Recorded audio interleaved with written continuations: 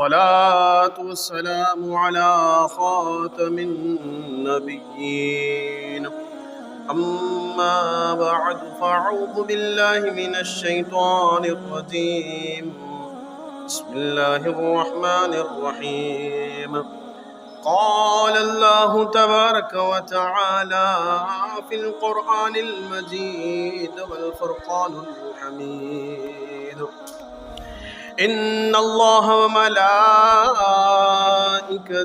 يصلون على النبي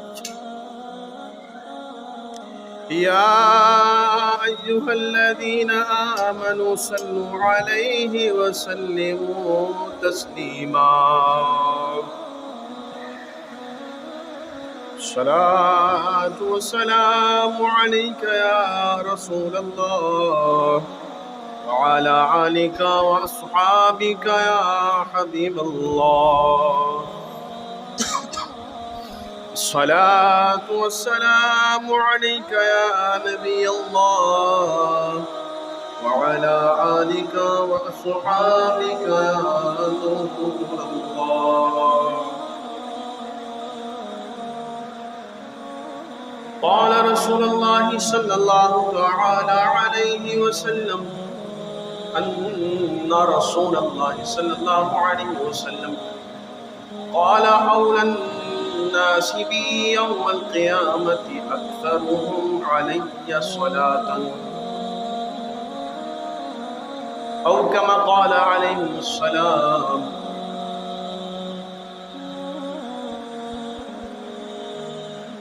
سنتے ہیں کہ محشر میں صرف ان کی رسائی ہے، اگر ان کی رسائی ہے تو جب تو بنائی ہے، مچلا ہے کہ رحمت نے امید بڑھائی ہے، کیا بات تیری مجرم کیا بات بنائی ہے، دامن محبوب سے جو لپٹا یگانا ہو گیا، جس کے حضور ہو گئے اس کا زمانہ ہو گیا۔ حمد و صلات کے بعد تمام تعریف اللہ جل شانہ و امان والہ و اسم قرآن و آدم شانہ جل جلالہ تبارک و تعالی جل وعلا کے لیے، لاکھوں کروڑوں درود و سلام نبی آخر الزمان احمد مجتبیٰ محمد مصطفیٰ صلی اللہ تعالی علیہ وآلہ وسلم کے لیے۔ اللہ کی رحمتوں اور رضوان کی بارشیں جمیع صحابہ کرام خصوصاً خلفاء راشدین ازواج مطہرات، جمیع اہل بیت اطہار صحابہ کرام خلفاء راشدین تابعین تبع تابعین ائمہ مجتہدین بزرگان دین مشائخ عاملین صوفیاء کاملین، جمیع مشائخ عظام صوفیاء عظام علماء کرام ذی احترام،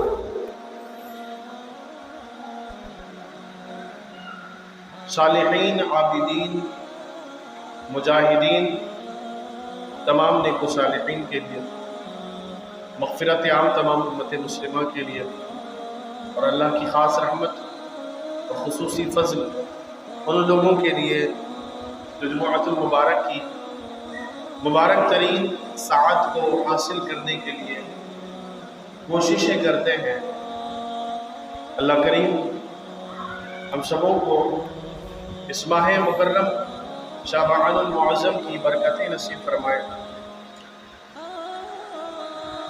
اللہ کے آخری نبی رسول ہاشمی صلی اللہ علیہ وسلم کا فرمان ہے، اولی الناس بیوم القیامت اکثرهم علی صلاۃ، قیامت کے دن میرے قریب تر شخص وہ ہوگا جس نے دنیا میں مجھ پر بکثرت درود پاک پڑھے۔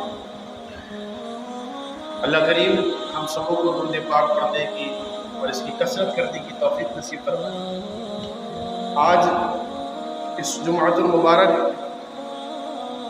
کے بابرکت لمحات میں درود پاک کے حوالے سے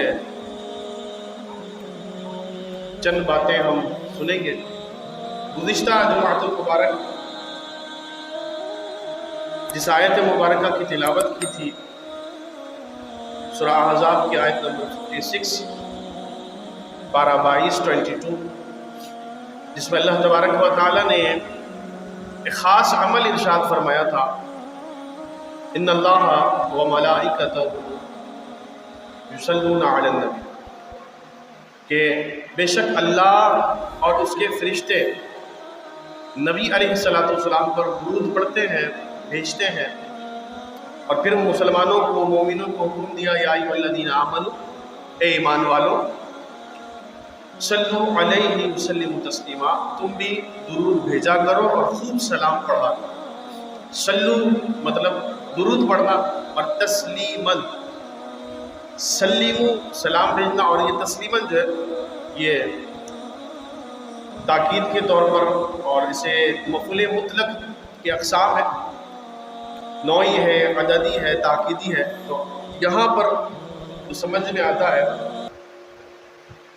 تسلیمہ کیوں ارشاد فرمایا، اس میں خوب کا ترجمہ کیا جاتا ہے کہ خوب درود و سلام بھیجیں۔ عددی نہیں ہے کہ ایک بار بھیجیں، دو بار بھیجیں، نوعی نہیں ہے کہ کھڑے ہو کر بھیجیں، بیٹھ کر بھیجیں، نماز میں بھیجیں۔ تو اس سے یہی معلوم ہوتا ہے یہ تاکیدی ہے، مفعول مطلق تاکیدی۔ مفاعل کے جو اقسام ہیں اہل نحو جانتے ہیں، ان مفاعل کے اقسام میں سے یہ ہے تسلیماً، مفعول مطلق تاکیدی، کہ درود بھی بھیجو اور سلام بھی بھیجتے رہو۔ اس میں وائنڈ اپ والا سسٹم نہیں۔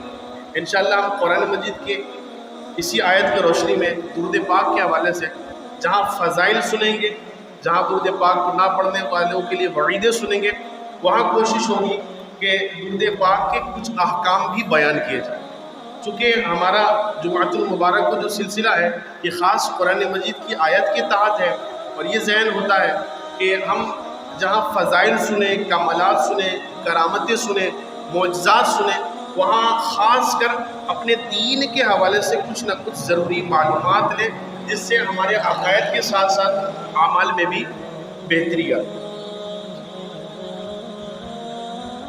شعبان المعظم کے حوالے سے ارشاد فرمایا جاتا ہے کہ شعبان المعظم کو شہر القرآن، یعنی اس مبارک مہینے کو تلاوت کرنے والوں کا مہینہ کہا گیا، لہٰذا اس مہینے میں تلاوت کی کثرت کرنی چاہیے، اور اس مہینے کو شعبان المعظم کو کثرت سے نفل روزے بھی رکھنے چاہیے، کہ یہ روزہ کا مہینہ ہے، رمضان کی تیاری ہو جاتی ہے۔ جب رمضان آتا ہے تو ہم جب روزہ رکھتے ہیں تو پہلا روزہ تھوڑا یوں کہیں کہ شاق ہوتا ہے، کچھ تھوڑی سی دشواری، کیونکہ بشری تقاضوں کی بنیاد پر ہم کھاتے پیتے رہتے ہیں پورے مہینے۔ اب جب رمضان آیا تو اچانک بریک لگ گیا، کھانا بند، پینا بند، اگر چھالیاں وغیرہ کھاتے ہیں تو وہ بند، کچھ مشروبات وغیرہ استعمال کرتے تو وہ بند، یعنی بالکل اسٹاپ۔ تو اب کیا ہوتا ہے کہ پہلا، دوسرا، تیسرا، جو پہلا عشرہ ہوتا ہے اس میں اکثر یہ ہوتی ہے کہ لوگوں کی کیفیت ایک نڈھال سی کیفیت ہوتی ہے، تربات لے کر ابھی پہلا روزہ، آج تو لڑائی ہو جائے گی، ایسی کوئی کیفیت ہوتی ہے۔ لیکن اگر شعبان میں روزہ رکھے نا، 2-4 روزے رکھ لیے تو رمضان کی تیاری ہو جاتی ہے۔ تو اس حوالے سے یہ مہینہ روزوں کا بھی مہینہ ہے، اس لیے اس مہینے میں نفل روزوں کی کثرت بھی کرنی چاہیے۔ یہ مہینہ توبہ اور استغفار کا مہینہ، جی 15ویں شعبان کو جو تقدیر کے فیصلے ہوتے ہیں، یہ ساری چیزیں جو لکھی جاتی ہیں، اصل میں لکھ تو کیا ہے، پہلے جب اللہ نے سب کچھ لکھا تھا، ساری تقدیریں لکھ دی تھی۔ جب بچہ ماں کے پیٹ میں ہوتا ہے تو اللہ تعالیٰ اس کے لیے رزق، موت، حیات، عزت، ساری چیزیں لکھ دیتے ہیں۔ اس رات فرشتوں کے سپرد کیا جاتا ہے نامہ اعمال، کہ اس کو آپ دیکھیں اور اس کے مطابق آپ لوگوں کے ساتھ معاملہ کریں۔ اسرائیل علیہ السلام کے پاس سارے لوگوں کی لسٹ دے دی جاتی ہے کہ اس سال آپ نے اتنے لوگوں کی روح قبض کر دی، تو اصل یہ کہ تقدیر نہیں لکھی جاتی ہے، فرشتوں کے سپرد کر دیا جاتا ہے۔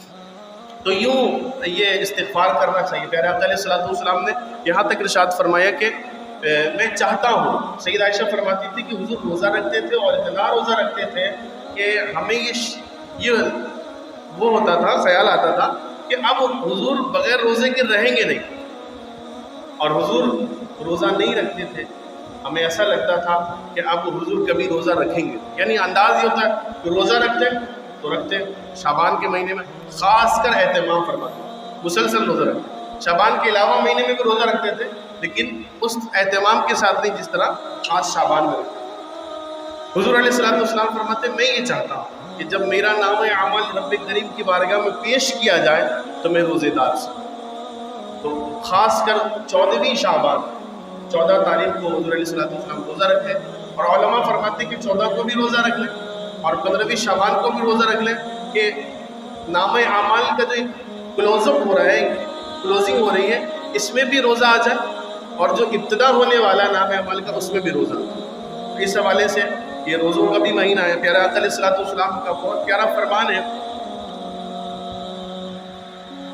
جامع صغیر کتاب کے حوالے سے لکھا ہے، حضور علیہ السلام نے فرمایا شہر رمضان شہر اللہ و شہر شعبان شہر، رمضان اللہ کا مہینہ ہے اور شعبان میرا مہینہ۔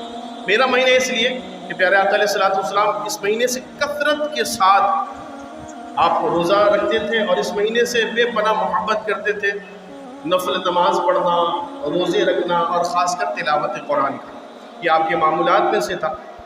پیارے آقا علیہ السلام اس مہینے سے اس لیے محبت فرمایا کرتے تھے۔ سرکار غوث اعظم شیخ عبد القادر جیلانی رحمۃ اللہ تعالی علیہ بنیۃ الطالبین مجلس فی فضل شہر شعبان میں ارشاد فرماتے ہیں ہوا شہر الصلاۃ علی النبی، یعنی یہ مہینہ پیارے آقا علیہ السلام کی بارگاہ میں درود پاک پڑھنے کا مہینہ۔ آئیے ہم اس آیت مبارکہ کی طرف آتے ہیں جو ہمارا موضوع ہے۔ اللہ تبارک و تعالیٰ نے ارشاد فرمایا کہ بے شک اللہ اور اس کے فرشتے نبی پر درود بھیجتے ہیں، اے ایمان والو تم بھی نبی پر درود بھیجا کرو اور خوب سلام بھیجا کرو۔ اس آیت مبارکہ کے تحت مفسر قرآن جناب حکیم الامت مفتی احمد یار خان نعیمی رحمۃ اللہ تعالی علیہ فرماتے ہیں قرآن کریم نے بہت سے احکام دیے ہیں لیکن کبھی بھی کسی احکام پر یہ اس طرح کا تبصرہ نہیں فرمایا، یعنی اگر مثال کے طور پر اللہ نے نماز فرض کیا ہے تو نماز کے لیے یہ نہیں ارشاد فرمایا کہ نماز میں بھی پڑھتا ہوں، میرے فرشتے بھی پڑھتے ہیں، لہٰذا اے مومنو تم بھی نماز پڑھو، ایسا نہیں۔ نہ حج کے لیے فرمایا کہ میں بھی حج کرتا ہوں، فرشتے بھی حج کرتے ہیں، اے مسلمانوں اے مومنو تم بھی حج کرو۔ چاہے ارکان اسلام ہو، چاہے اس کے فروعات ہو، چاہے اس کی اصولیات ہو، جتنی بھی چیزیں ہیں جو عبادات میں شمار کیے جاتے ہیں، کسی بھی عبادات کے لیے، کسی بھی عبادت کے لیے اللہ نے یہ نہیں ارشاد فرمایا، خاص کر درود پاک کے لیے اللہ نے ارشاد فرمایا ان اللہ و ملائکتہ یصلون علی النبی یا ایھا الذین آمنوا صلوا علیہ وسلموا تسلیما۔ مفتی صاحب فرماتے ہیں کہ ایسا کیوں ہے کہ اللہ تبارک و تعالیٰ نے خاص کر اس پر اہتمام فرمایا؟ جب کوئی چیز بہت زیادہ محبوب ہوتی ہے، پسندیدہ ہوتی ہے، جیسے کہ ایک بادشاہ ہے، بلا تمثیل ایک بادشاہ ہے، وزیر ہے اور اس کی رعایا ہے، تو اب اگر کوئی شخص بادشاہ کو پسند آ جائے یا کوئی چیز بادشاہ کو پسند آ جائے، کوئی افعال بادشاہ کو پسند آ جائے، تو بادشاہ کہتا ہے یار یہ میں بھی کرتا ہوں، میرے وزیروں تم بھی کرو، اور رعایا کو بھی حکم دے دو وہ بھی کرو، گلی گلی میں شور ڈال دو، لوگوں کو بتا دو یہ میں کرتا ہوں، بادشاہ کر رہا ہے، بادشاہ کے وزیر کر رہے ہیں، سنو آپ بھی کرو، آپ بھی کرو، آپ بھی کرو، جی ہاں جو مسلمان ہیں سارے کریں، سارے جو رعایا میں رہتے سارے کریں۔ اس قرآن کی آیت کو مفتی صاحب کیوں بیان فرماتے ہیں کہ اللہ فرماتا ہے اے ایمان والو اللہ اور اس کے فرشتے درود بھیجتے ہی بھیجتے ہیں، لیکن اے ایمان والو یہ ایسی عبادت ہے، یہ ایسا ثواب ہے کہ اس عبادت میں، اس ثواب میں اللہ عبادت سے پاک ہے، اللہ عبادتوں سے پاک ہے۔ میں نے پہلے بھی عرض کیا تھا درود پاک جب اللہ کی طرف منسوب کیا جائے تو اس سے مراد اس کی رحمت ہوتی ہے۔ اب جو اللہ تبارک و تعالی ارشاد فرما رہا ہے اس میں اتنی زیادتی کیوں ہے، یعنی شدت کیوں ہے؟ اس کے لیے آئیے مزید سنتے ہیں۔ مفتی صاحب فرماتے ہیں مسلمانوں کو اس آیت میں تنبیہ کر دی گئی ہے کہ اے درود پڑھنے والوں، یہ خیال نہ کرنا کہ ہمارے محبوب پر ہماری رحمتیں تمہارے مانگنے پر موقوف ہیں۔ ہمارے محبوب تمہارے درود کے حاجت مند نہیں ہیں، نہیں، ایسا ہرگز نہیں ہے۔ تم درود پڑھو یا نہ پڑھو، ان پر ہماری رحمتیں برابر برستی رہتی ہیں۔ تمہاری پیدائش اور تمہارا درود شریف پڑھنا تو یہ کل کا کل تمہارے لیے دنیا اور آخرت کی بھلائی ہی بھلائی، اور ان پر رحمتوں کی بارش تو جب ہی سے ہم برسا رہے ہیں، جب یہ اب جب تب کہاں جہاں کچھ بھی نہیں تھا، اللہ کریم اپنے پیارے محبوب پر رحمتیں چھما چھم اس وقت سے برسا رہا۔ قرآن مجید کی ایک آیت مبارکہ ہے وَرَفَعْنَا لَكَ ذِكْرَ، اے محبوب ہم نے آپ کی خاطر آپ کے ذکر کو بلند کر۔ قرآن مجید کی بہت ساری آیتیں ہوتی ہیں جس کا حکم مطلق ہوتا ہے، اور بہت ساری آیتیں ہیں جس کا حکم مطلق نہیں ہوتا بلکہ مقید ہے۔ مقید یعنی وہ آیت مبارکہ خاص اسی شخص کے لیے نازل ہوئی بس، اور وہ حکم وہ احکام صرف اسی بندے کے لیے اور کسی کے لیے نہیں۔ اور آیتیں جس کا حکم مطلق ہوتا ہے تو وہ اس شخص کے لیے خاص نہیں ہے۔ قرآن مجید آج سے 1400 ساڑھے 1400 سال پہلے اگر پیارے آقا علیہ السلام پر نازل ہوا، تو اب جو آیت مطلق ہے، جیسے مثال کے طور پر تبت یدا ابی لہب وتب، یہ آیت مقید ہے، یہ خاص ابو لہب کے لیے۔ ابو لہب تیری ہاتھ ٹوٹے، تیرے ہاتھ ٹوٹے۔ اور اس آیت مبارکہ کو دیکھیں، یا ایھا الذین آمنوا، یا ایھا الذین آمنوا، اے ایمان والو۔ تو جب یہ حکم نازل ہوا کہ ابو لہب کے ہاتھ ٹوٹے، تو اسی وقت ابو لہب کے ہاتھ ٹوٹے جو مکے میں ہے، جو دشمن رسول ہے، جو گستاخ رسول ہے۔ یہ آیت صرف اس کے لیے۔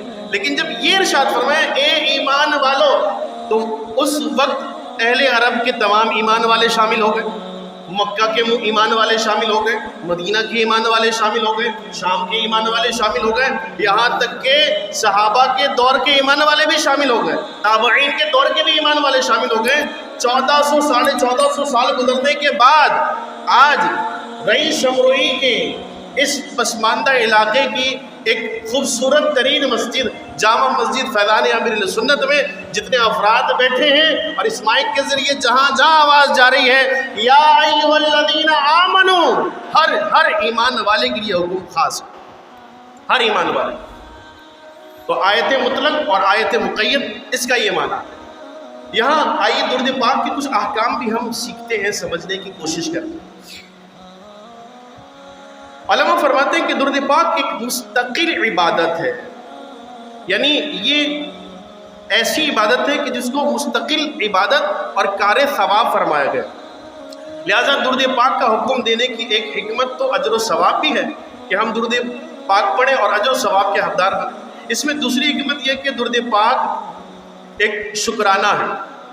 پیارے آقا علیہ السلام کہ ہم پر بے انتہا احسانات ہیں، یعنی یہ کائنات کا بننا، زمین کا بننا، آسمان کا بننا، اور سچ کہیے تو ہمارا اس دنیا میں آنا اور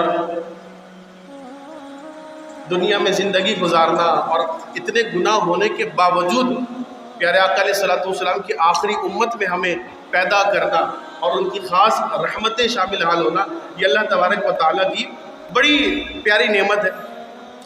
اس موقع پر ایک شاعر نے کیا خوب کہا ہے کہ پیارے آقا علیہ السلام کی کس قدر ہم پر احسانات ہیں، ان کی کس قدر ہم پر مہربانیاں ہیں۔ کہتے ہیں ایمان ملا ان کے صدقے، قرآن ملا ان کے صدقے، اور حقیقت بات اگر حضور نہ ہوتے تو قرآن کون دیتا؟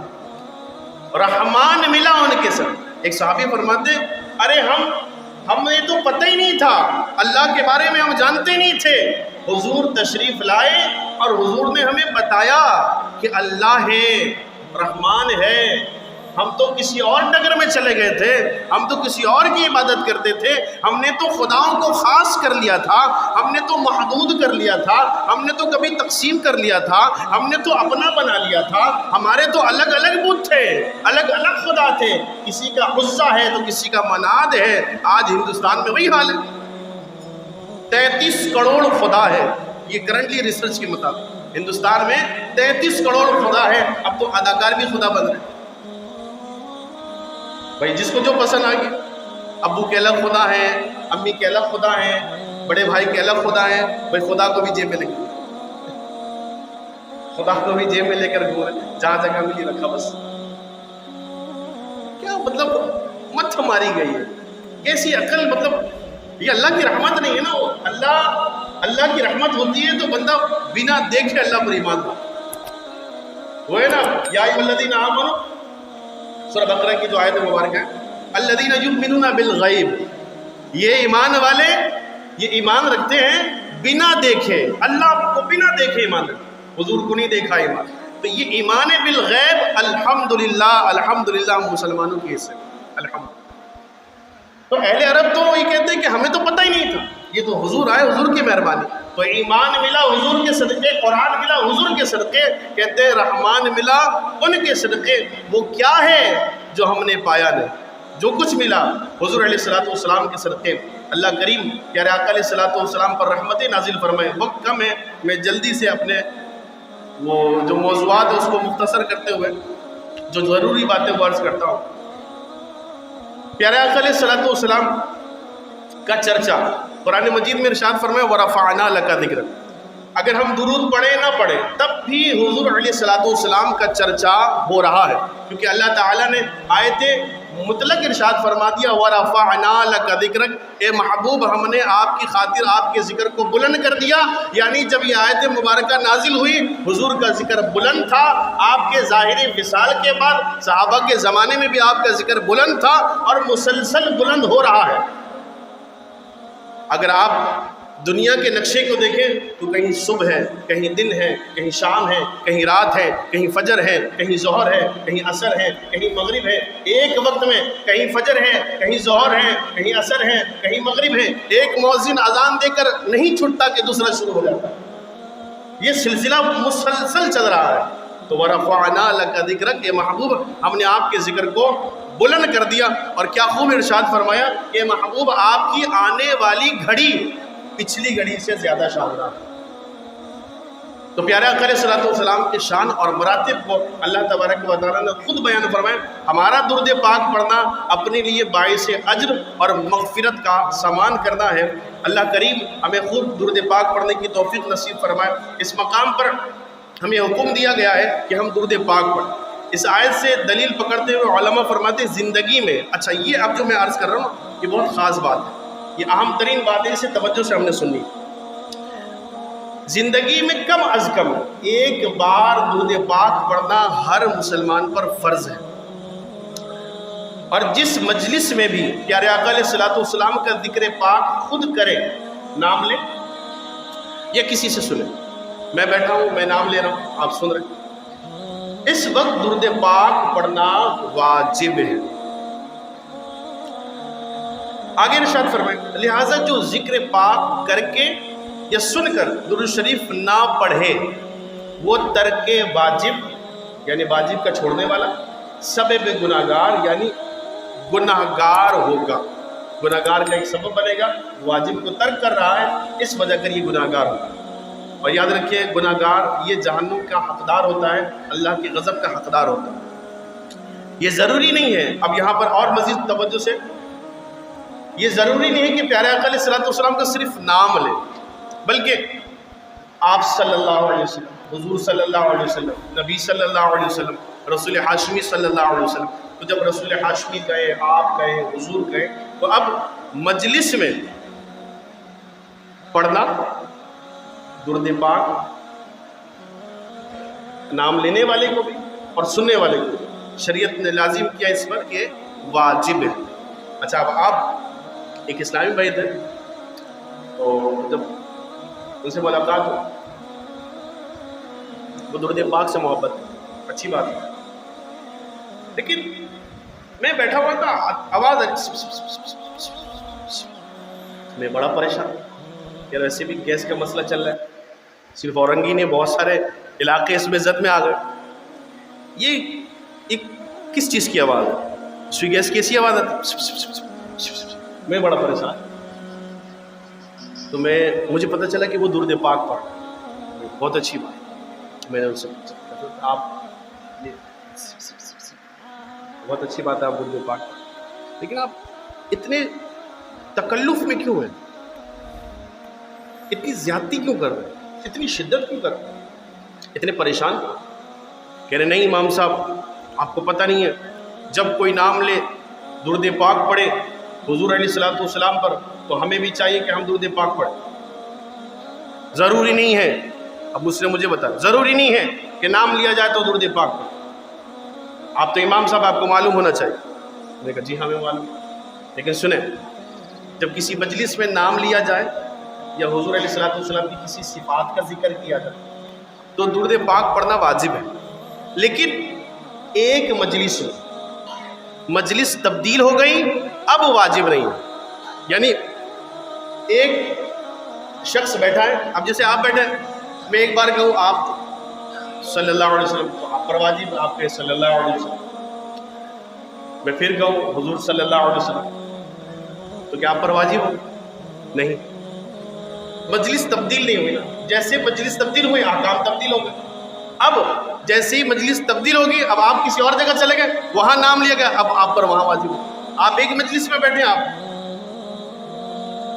ایک بار پڑھنے کافی ہو، ہاں بار بار پڑھتے رہے تو سونے پہ سہاگا، کیونکہ درود پاک پڑھنے پر رحمتیں نازل ہو رہی ہیں، درود پاک پڑھنے پر برکتیں مل رہی ہیں، تو اب اس درود پاک کو ہم کیوں چھوڑیں؟ یعنی اتنی بڑی نیکی ہے، لیکن یہ کنڈیشن نہیں ہو کہ ہم پریشان ہو جائیں۔ اچھا، میں بڑے وسیع قلب کے ساتھ، کشادہ سینے کے ساتھ میں احکام بیان کرتا ہوں کہ اسلام نے ہمیں آسانی دی ہے، اسلام نے کبھی کہیں ہمیں ایسا نہیں قید کیا کہ جس کی وجہ کر ہم دشواری میں مبتلا ہو، تو ہمیں یہ سہولت موجود ہے کہ ہم درود پاک پڑھیں، لیکن ہم سپ سپ سپ سپ سپ سپ سپ سپ سپ کرتے ہو آزمائش میں آ جائیں گے۔ ٹھیک ہے، آپ کی محبت، آپ پڑھیں درود پاک، منع نہیں ہے، لیکن آپ احکام کو سمجھیں کہ یہاں پر مجھے مجلس کے تبدیل ہونے کے حوالے سے بہت سارے احکام ہیں۔ آیت سجدہ کے حوالے سے بھی حکم ہے کہ اگر آپ نے ایک آیت سجدہ ایک مجلس میں سنی اور پھر مجلس تبدیل کر دی، تو اب وہی آیت سجدہ آپ دوسری جگہ سنتے تو آپ پر 2 سجدے واجب ہیں۔ لیکن اگر ایک ہی مجلس میں ایک ہی جگہ بیٹھ کر میں آیت سجدہ وہی آیت سجدہ بار بار ریپیٹ کر رہا ہوں، بار بار ریپیٹ کر رہا ہوں، یا آپ بار بار سن رہے ہیں یا آپ بار بار پڑھ رہے ہیں، آپ پر ایک ہی سجدہ واجب ہے، مجلس تبدیل نہیں ہوئی۔ ہاں اگر آپ نے مختلف سجدے پڑھے، آیت سجدے یعنی 14 سجدے آپ نے 14 کے 14 پڑھ ڈالے، اور آپ کہیں یار امام صاحب نے کہا تو مجلس تبدیل نہ ہو تو میں تو ایک ہی مجلس میں بیٹھا ہوں تو 14 کے بجائے میں ایک ہی کروں گا، نہیں، کیونکہ اب آیتیں بھی تبدیل ہو رہی نا، تو اب آپ 14 سجدہ کریں۔ تو مجلس تبدیل ہونے کے حوالے سے یہ احکام تھے جو آپ کے سامنے میں نے رکھ دیے۔ بہر کے اب درود پاک کے حوالے سے ہمیں چاہیے کہ درود پاک پڑھیں۔ درود پاک پڑھنے کی قدر فضائل ہے کہ یقین جاری ہم تو مغرب کا جب درس دیتے ہیں تو درود پاک کی فضیلت بتاتے ہیں کہ جو دن میں 50 بار درود پاک پڑھے اس کے لیے کتنا بڑا انعام، کتنا بڑا انعام۔ آج ہم چاہتے ہیں کہ حضور ہمیں مدینہ بلا لیں، ہم چلے جائیں، اور جو گئے ہیں ماشاءاللہ کمال بھائی، وہ ایک عجیب مستی ہوتی ہے مدینہ کی۔ کل میرے پاس ایک بہت یوں کہیں کہ دنیاوی شخصیت تھی، کچھ دنوں کے بعد امریکہ جانے والے ہو، تو وہ آئے تھے، ایسی بات ہو رہی تھی، تو اور یہ اللہ تعالیٰ کے فضل سے جو بھی ملاقات کرتا ہے اللہ تعالیٰ میری محبت اس کے دل میں ڈال دیتا ہے، تو جاتے جاتے کہہ رہے کہ آپ ہمیں بڑے اچھے لگے، تو میں نے کہا اچھی بات، جزاک اللہ خیر۔ بس ایک دعا ہے وہ آپ نے کرنی میرے لیے۔ میں نے کہا کیا؟ میں نے تذکرہ کیا تھا کہ میں اپنے نمازیوں کے لیے خاص کر، بعض لوگ تو کہتے ہیں کہ آپ نماز میں دعا کریں، میرے فلاں بیمار ہے آپ دعا کریں، تو کسی کے لیے دعا نہ کریں نا، وہ ناراض ہو جاتا، اور آپ نے نماز میں دعا نہیں کی میرے لیے تو کیا مطلب؟ آپ کے بیمار شفا نہیں پائیں گے۔ تو بعضوں کو عادت ہوتی کان میں آواز ہے، جی جناب ترم شاہ صاحب، جناب فلاں شاہ صاحب، فلاں چودھری صاحب، یا فلاں جی ان کے عزیز یا ان کی بیماری ہو گئی ہے ہاسپٹل میں، فلاں فلاں فلاں، اور یہ نام لیا یار، نام آ گیا مسجد میں نام لے، ٹھیک ہے، اگر اچھی سوچے اس نے زنے تو اچھی ثواب ملے گا، ہم اس پر کلام نہیں کرتے، لیکن اس کو قید کر لینا کہ آپ نام لیں، نام نہیں لینے پر مسجد چھوڑ دینا، نام نہیں لینے پر نماز پڑھتے ہی چھوڑ دینا، کہ پڑھنا ہی نہیں یار نماز، یہ کیسا امام ہے یار نام ہی نہیں لیتا، تو ایسا نہیں ہے۔ میں الحمدللہ یہ بھی گواہ ہے، جو بھی مدینے جاتا ہے نا، میں سب سے پہلے اپنی والدہ کے لیے، بھائیوں کے لیے، گھر والوں کے لیے بعد میں بولتا ہوں، نمازیوں کے لیے پہلے بولتا ہوں۔ الحمدللہ، یہ اللہ کا فضل ہے۔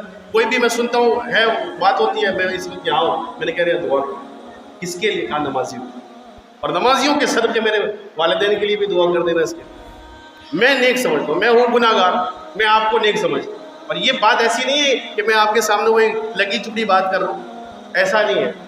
اگر میں اس بات پر قسم بھی کھاؤں تو میں یہ سمجھتا ہوں میری قسم نہیں ٹوٹے گی کہ میں کس قدر محبت ہوں۔ ان کو میں نے تذکرہ کیا کہ میں اس مسجد سے محبت کرتا ہوں، نمازیوں سے محبت کرتا ہوں، چونکہ وہ مسجد کا سولر سسٹم جو الحمدللہ ہمارا لگ رہا ہے وہی لگوا رہے ہیں، تو میں نے ان سے تذکرہ کیا، ناشتہ بھی پیش کیا۔ تو میں نے کہا یہ ناشتہ میں آپ کے لیے اس لیے نہیں پیش کر رہا ہوں کہ آپ مسجد میں کام کروا رہے ہیں، آپ پیسے والے، تو ہمارا یہ اصول ہے کہ ہم محبت کرتے ہیں، چائے بھی پلاتے ہیں، کھانا بھی کھلاتے ہیں، الحمدللہ جو ہوتا ہے پیش کر دیتے ہیں۔ تو یہ میں نے اس لیے پیش کیا، ورنہ ذاتی یقین کرے 2 ٹکے کی آپ سے محبت نہیں، میں نے یہی بولا۔ اب وہ بھی تھوڑے سے ہلے کہ یار اتنا بڑا کام میں کروا رہا ہوں، یہ میری عزت ہی نہیں کر رہا۔ میں نے کہا عزت اللہ کی، آپ کی نہیں ہے، اللہ دے تو آپ کی، اللہ عزت دیتا ہے۔ تو جاتے جاتے وہ کہہ رہا تھا میرے لیے دعا کیجیے گا مدینے کے، بس بچپن میں گیا تھا دادا امریکہ میں، تو ابھی تو وہاں چلا جاؤں گا، پھر دنیا ہے باہر کی، پھر پیسے کماؤں گا، یہ وہ، تو میری خواہش ہے میں مدینے جاؤں، اس کے لیے آپ ضرور دعا کریں۔ میں نے کہا انشاءاللہ دعا۔ اتنا پیسہ ہونے کے باوجود، یقین کریں ڈالروں میں کھیل رہے، اس کے باوجود کہہ رہے ہیں کہ دعا کی، کس چیز کے لیے؟ مدینے کی۔ کیوں محبت ہے مدینے سے؟ اس لیے کہ حضور وہاں پر جلوہ فرما ہے، حضور کا شہر ہے، تو پیارے آقا علیہ الصلوۃ والسلام سے محبت۔ اب یہ صرف وہ ہے کہ ابھی ہم نے حضور کو دیکھا نہیں ہے۔ اگر میں کہوں کہ جی، میں نے پہلے بھی کہا کہ حضور کو میں دکھا دوں، 1 لاکھ روپے لوں گا، حضور کی زیارت کرواؤں، آ جائیں لائن لگائیں۔ 1 لاکھ کیا آپ بولیں گے؟ 1 لاکھ نہیں 5 لاکھ لے لو یار، گھر بار بیچتا ہوں میں، کیا سوچنا اس پہ؟ ایسا کیجئے گا، اگر کوئی اعلان کرے تو کبھی نہیں جائے گا، اس طرح کے لوگ فراڈی ہوتے ہیں۔ لیکن میں عرض کر رہا ہوں ایک ہمارے جذبات ہیں نا، محبت ہے ہماری۔ پیارے آقا علیہ الصلوۃ والسلام کی بارگاہ میں اگر کوئی ایک دن میں 50 بار درود پاک پڑھے، آپ کو حضور کی زیارت صرف نہیں ہوگی، حضور کے شہر نہیں جائیں گے، بلکہ حضور آپ سے ہاتھ ملا لیں۔ کتنی بڑی فضیلت ہے کہ اگر دن میں 50 بار پڑھیں۔ آج تو مدینہ جانے کے لیے تڑپ رہے ہیں، حضور کی زیارت کے لیے تڑپ رہے ہیں، بس دیکھ لوں یار، میں حضور کا شہر دیکھ لوں، مدینہ دیکھ لوں، جس گلیوں میں حضور گزرا کرتے تھے اس گلی سے میں بھی گزر جاؤں، وہ جس جگہ پہ حضور قدم رکھا کرتے تھے بغیر چپل کے، اس جگہ پہ قدم رکھ کے اس جگہ کا میں بوسہ لے لوں کہ ہو سکتا ہے اس وادی سے حضور گزر۔ غار ہرا کتنی چھوٹی جگہ ہے، لیکن وہاں پہ لوگ جانے کے لیے ترستے، اتنی مشکل سے اوپر چڑھتے ہیں، کیوں؟ حضور یہاں پر آئے تھے، حضور یہاں تھے، غار سور حضور یہاں آئے تھے، حضور یہاں آئے تھے، یہاں جہاں جہاں حضور کا سنتے ہیں، میدان احد حضور یہاں آئے تھے، بس یہاں حضور کی محبت۔ تو حضور قیامت میں آپ سے مصافحہ کریں انشاءاللہ، اگر 50 بار اس نیت سے درود پاک پڑھیں کہ انشاءاللہ حضور مجھ سے مصافحہ کریں گے تو انشاءاللہ بیڑا پار۔ اب وقت بالکل ختم ہو چکا ہے، میں بالکل ایکسٹرا جا رہا ہوں۔ درود پاک پڑھنے کی جہاں فضیلت ہے وہاں نہیں پڑھنے کی وعید ہے، وہ عرض کر دوں، البخیل الذی من ذکرت عنده فلم یصلی علیہ، فرمایا جہاں میرا ذکر ہوا، میرا تذکرہ ہوا، لوگوں نے میری باتیں کی، میرا نام لیا، صفات بیان کیا، اور اہل مجلس نے، محفلوں نے درود پاک نہیں پڑھا، فرمایا انسانوں میں سب سے زیادہ اعمال کے اعتبار سے کنجوس ترین شخص ہے۔ اور ایک حدیث پاک میں فرمایا مجلس میں میرا ذکر اور درود پاک نہیں پڑھا، حضور فرماتے کبھی حضور نے بد دعا نہیں کی، ڈائریکٹ بد دعا، لیکن حضور فرماتے اس کی ناک خاک آلودہ، اور جس نے مجلس میں درود پاک نہیں پڑھا، فرمایا وہ پورے مجلس والے سڑے ہوئے بدبودار لاش کے برابر اٹھے، یعنی زندہ ہیں لیکن تشبیہ دی جا رہی ہے مردوں سے، اور ایسے مردے جو سڑے ہوئے۔ تو درود پاک نہ چھوڑیں، درود پاک پڑھتے رہیں، تذکرہ حضور کا کرتے رہیں، نام ہو درود پاک پڑھیں، اور بہت ضروری نہیں ہے، بعض لوگ پریشان ہو جاتے وہ درود ابراہیم لے کر بیٹھ کے پڑھ رہے ہوتے، میں بولا بھائی درود پاک ابراہیم بھی پڑھے، میں تو بولتا ہوں درود تاج پڑھیں، آپ سب سے بڑا درود پاک پڑھتے رہے آرام سے، لیکن آپ اپنے آپ کو تنگی میں نہیں ڈالیں نا، آپ درود تاج پڑھیں گے کتنی بار پڑھیں گے؟ ایک بار پڑھیں گے. درود ابراہیم پڑھیں گے کتنی بار پڑھیں گے؟ ایک بار پڑھ، 2 بار، 3 بار، 10 بار. لیکن آپ صلی اللہ علیہ وسلم پڑھیں گے تو کتنی بار پڑھ لیں گے؟ بے حساب پڑھیں. اور جو ہم نمازوں میں پڑھتے ہیں یا الصلاۃ والسلام علیک یا رسول اللہ، یہ درود پاک، اس میں سلام بھی اور درود بھی. اس لیے میں نماز میں جب یہ آیت پڑھتا ہوں تو یہ پڑھتا ہوں الصلاۃ والسلام علیک یا رسول اللہ، کہ آیت پر عمل ہو جائے، درود بھی پڑھ دیا اور سلام بھی بھیج دیا.